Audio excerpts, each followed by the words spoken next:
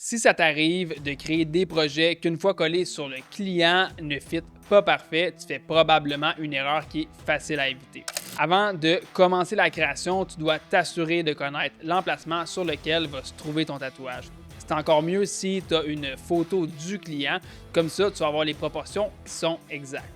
Sinon, tu peux toujours utiliser une photo générique et prendre l'outil liquéfié sur Procreate pour ajuster les proportions. L'étape suivante, qui est souvent négligée dans le processus, c'est la sélection d'images. Encore plus précisément, la sélection selon le format ou les proportions. Une image qui est parfaite pour un avant-bras ne va pas nécessairement l'être pour le haut du bras, la cuisse, le dos, etc.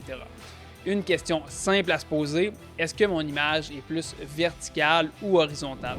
Si on prend un avant-bras pour faire l'exercice, ici on a un espace à remplir qui est beaucoup plus vertical que horizontal. Je vais tester deux types de références pour te montrer la différence. Donc ici j'ai deux photos références avec deux images qui ont exactement la même thématique. Par contre, la grosse différence entre les deux, c'est le format d'image et finalement la position des mains.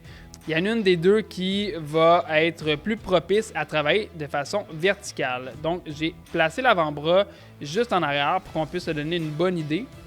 On voit le format qui est fait sur le long. Donc, on vient replacer notre image avec les mains qui sont placées juste en bas. On va avoir beaucoup plus de facilité à venir combler l'espace de haut en bas plus facilement. On voit que c'est assez facile de remplir du poignet jusqu'au pli du coude si on ne veut pas nécessairement créer de montage, si on veut seulement utiliser une photo référence.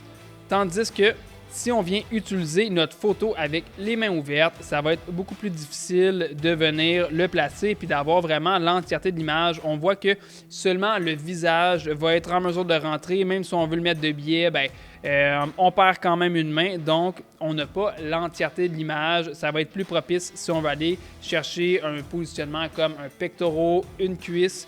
On a une image qui est finalement plus horizontale ou qui va se travailler plus facilement sur une zone plus large.